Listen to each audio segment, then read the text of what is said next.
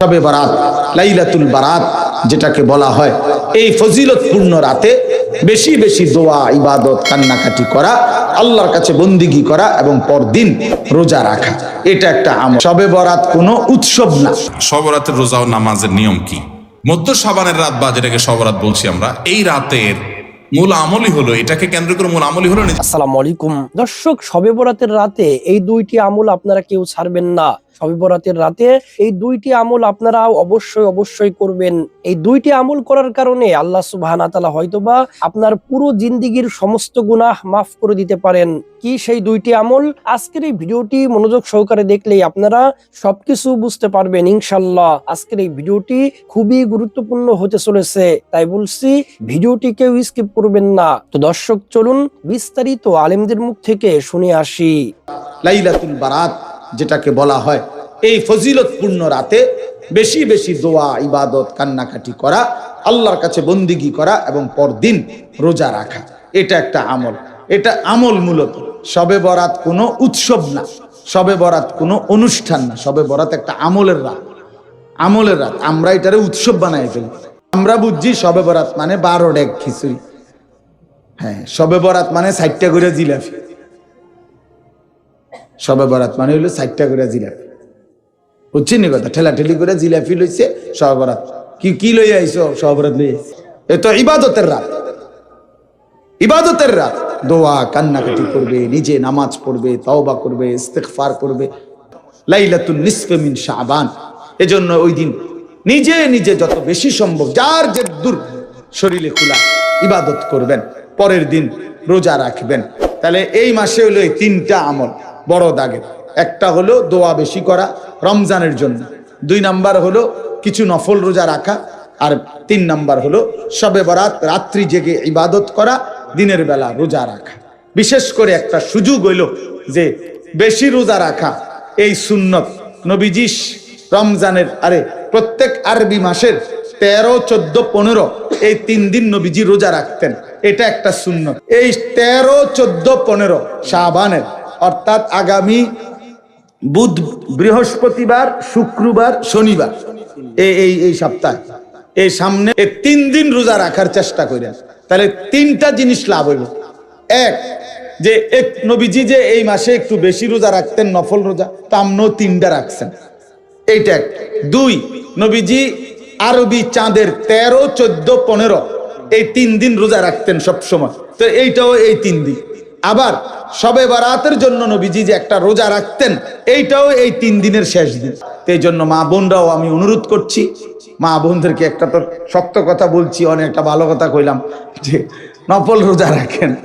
হ্যাঁ, শবে বরাতের জন্য এবং নফল রোজার জন্য আগামী 3 দিন রোজা রাখার চেষ্টা করেন। আর রমজান উপলক্ষে ইনশাআল্লাহ নিজেকে প্রস্তুত করে গুনাহ থেকে বাঁচবার সিদ্ধান্ত নেন, ইবাদত আমলের ফিকির করেন, বলেন ইনশাআল্লাহ। এই জন্য আপনাদের কাছে আমার অনুরোধ, নওজোয়ান ভাই তোমাদের কাছেও, রমজানকে সামনে রেখে আমরা প্রস্তুতি নেই ইবাদতের জন্য, আখিরাতের জন্য, নিজেকে জাহান্নাম থেকে বাঁচাবার জন্য, জান্নাতি হওয়ার জন্য। কয়েকটা মোটা মোটা দাগের কাজ হলো। এখন 1 নাম্বার হলো শাবান মাস। এখন এই মাসে বেশি বেশি দোয়া করা, রমজান পর্যন্ত হায়াত ভিক্ষা দান করেন, রমজান পর্যন্ত হায়াত দেন যেন রমজান পেতে পারি। এটা একটা গুরুত্বপূর্ণ আমল। আল্লাহুম্মা বারিক লানা ফি রাজাব ওয়া শাবান ওয়া বাল্লিগনা রমাদান, এটা পড়তে থাকা। 2 নাম্বার হলো এই শাবান মাসে, মানে এই মাসে নবী সাল্লাল্লাহু আলাইহি সাল্লাম নফল রোজা রাখতেন বেশি। এজন্য উচিত নবী সাল্লাল্লাহু আলাইহি সাল্লামের এই সুন্নাতের অনুসরণে যাদেরই সুযোগ হয় 3টা, 4টা, 5টা রোজা রাখা, তাইলে এটা একটা মোবারক আমল। নবীজি সাল্লাল্লাহু আলাইহি সাল্লাম বলছেন রমজানের সম্মানার্থে তিনি এই নফল রোজাগুলো রাখতেন। আপনাদের কাছে আমার বিনীত অনুরোধ, প্রিয় নওজোয়ান, তোমাদের কাছে অনুরোধ, একটা ছেলে, আমি জানি বাবা সবাই সমান তালে বোঝে না, সবাই সমান তালে পাত্তা দেয় না, সবাই সমান তালে পাত্তা দিবেও না। নবী সাল্লাল্লাহু আলাইহি ওয়াসাল্লামের ইন্তেকাল পর্যন্ত 23 বছরে নবী সাল্লাল্লাহু আলাইহি সাল্লাম বলার পরেও সবাই সমান তালে ইমানদার হয়ে গেছে? তো এটা কোনো অসুবিধা নেই। সবাই শুনবে, এটা আমরাও জানি শুনবে না, কিন্তু কেউ না কেউ শুনে, কারো না কারো দিলে লাগে। এই জন্য আল্লাহর কথা ধারাবাহিক কারো না কারো দিলে লাগবে। বিফলে যায় না, বিফলে যায় না, বিফলে যায় না। আমাদের প্রস্তুতি হলো আখিরাত, আমাদের প্রস্তুতি হলো কবর, হাসর, মিজান, ফুলসিরাত। বাস্তব কথা বাপ, হৃদয় দিয়ে এটা অনুভব করেন, আমাদের প্রস্তুতি হওয়ার কথা আখিরাতের। আর সেই প্রস্তুতির জন্য, আখিরাতের জন্য, পরকালের জন্য, মৃত্যু পরবর্তী জিন্দেগির জন্য সর্বশ্রেষ্ঠ সিজন, মৌসুম মাহে রমজান। শবে বরাতের রোজা ও নামাজের নিয়ম কি? সবচেয়ে বহুল জিজ্ঞাসিত প্রশ্ন এখনকার। শবে বরাত আসছে, যেটাকে আসলে হাদিসের ভাষ্যে বলা হয়েছে মধ্য শাবানের রাত, শবে বরাত না। এই মধ্য শাবানের রাত বা মধ্য শাবানের রজনী, এই রাতে যেটাকে আমরা শবে বরাত বলি, এই রাতের নামাজের নিয়ম কি? কয় রাকাত পড়তে হবে, কোন রাকাতে কোন সূরা কতবার পড়তে হবে, এটা বহুল জিজ্ঞাসিত একটা প্রশ্ন। এবং এ ব্যাপারে আমরা অনেকে জানি যে শবে বরাতের নামাজে এত রাকাত পড়তে হবে, সেখানে সূরা কুল হুয়াল্লাহ, ইখলাস এতবার পড়তে হবে, ইত্যাদি ইত্যাদি। লাইলাতুল কদর ছাড়া অন্য যে সমস্ত রাতের ফজিলত আছে, এর মধ্যে 10টা রাতের কথা আল্লাহ তাআলা শপথ করেছেন, ওয়াল ফাজরি ওয়া লায়ালিন আশর। সে 10টা রাত হলো জিলহজের প্রথম দশক। খবরও নেই আমাদের দেশে মানুষের, যে রাতগুলোর শপথ আল্লাহ কোরআনে করছেন, কত ফজিলতপূর্ণ। মধ্য শাবান রজনীর কথা আমরা বেশি জানি শুধু না, সবচেয়ে বেশি আমরা এ রাতে ইবাদত বন্দেগীর চেষ্টা করি। তো সবচেয়ে বেশি চেষ্টা তো হওয়া উচিত হলো লাইলাতুল কদরে। এর পাশাপাশি যদি কেউ মধ্য শাবান রাতে আল্লাহ তাআলার ক্ষমা লাভের চেষ্টা করে, সেটা দর্শনীয় না, সেটা জায়েজ। এ রাতের এতটুকু ফজিলত অবশ্যই প্রমাণিত যে আল্লাহ রাব্বুল আলামিন এ রাতে হিংসুক ছাড়া, মুশরিক ছাড়া বাকি মানুষগুলোকে সাধারণ ক্ষমা ঘোষণা করেন। অতএব এ রাতের একেবারে কোনোই ফজিলত নেই, ব্যাপারটা সেরকম না। বিভিন্ন হাদিসের আলোকে এইটুকু অন্তত সাব্যস্ত হয়, বা যেটাকে শবে বরাত বলছি আমরা, এই রাতের মূল আমলই হলো, এটাকে কেন্দ্র করে মূল আমলই হলো নিজেকে শিরক এবং হিংসা থেকে পরিচ্ছন্ন করা, সাধারণ ক্ষমার উপযুক্ত করা। এটা হলো মূল আমল, বাস। এর বাইরে আপনি ক্ষমা লাভের জন্য যদি চেষ্টা করেন, সেটা কোনো দর্শনীয় বিষয় নয়। তবে এই রাতকে কেন্দ্র করে বিশেষ ফরম্যাটে নামাজ, রাত জেগে, তারপর বিশেষ ফরম্যাটে ইবাদত, এই সূরা এতবার, এই নামাজ এত রাকাত, এরকম কোনো কথা কোরআন হাদিসে বর্ণিত হয়নি। এগুলো আমরা মন গড়া বানিয়ে নিয়েছি। এবং যদি এরকম কোনো ফরম্যাট আমরা ঠিক করে নিয়ে সেভাবে ইবাদত করাটাকে আমরা এ রাতের আমল, শরিয়া সিদ্ধ আমল মনে করি, বা সুন্নাহ আমল মনে করি, বা কোরআন হাদিস নির্দিষ্ট আমল মনে করি, তো এটা বেদাতে পর্যবেসিত হবে। অতএব বাড়াবাড়ি এবং ছাড়াছাড়ি এই দুইটি আমাদেরকে পরিহার করতে হবে। যতটুকু আছে ততটুকু আমরা আমল করব। শবে কদর বেশি ফজিলতপূর্ণ না এই রাত? শবে কদর কোন তুলনা আছে শবে কদরের সাথে কোনটার? কিন্তু শবে কদরে কি এত মানুষ ইবাদত বন্দেগী করার চেষ্টা করে শবে বরাতে যত করে? কারণ কি?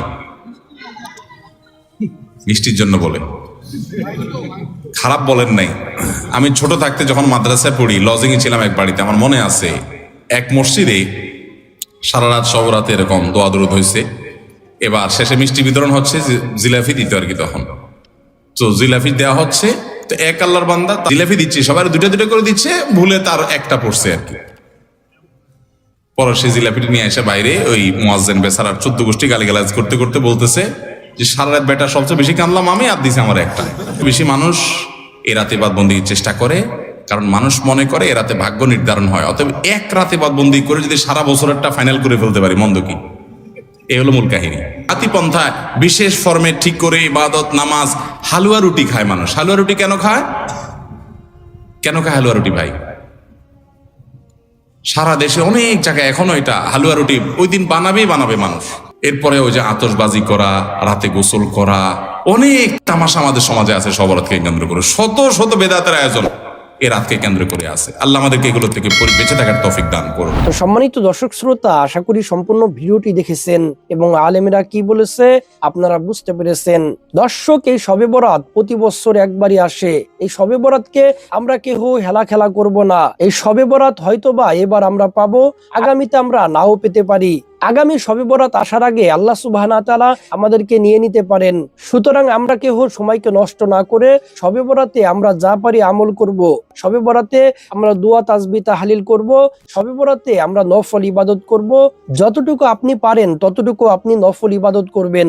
নিজের উপরে আপনি জুলুম করবেন না। আল্লাহ সুবহানাহু ওয়া তাআলা যেন আমাদের সকলকে সঠিক বুঝ দান করেন। আমিন আমিন। আল্লাহ সুবহানাহু ওয়া তাআলা যেন আমাদের সকলকে আমল করার জন্য তৌফিক ইনাত করেন। আমিন আমিন। তো দর্শক, আজকের এই ভিডিওটি এ পর্যন্তই। আজকের এই ভিডিও নিয়ে আপনাদের মন্তব্য কি আপনাদের মূল্যবান মন্তব্য অবশ্যই কমেন্ট সেকশনে জানিয়ে দিবেন। দেখা হবে নতুন ভিডিওতে, ততক্ষণ ভালো থাকুন, সুস্থ থাকুন, ফি আমানিল্লাহ।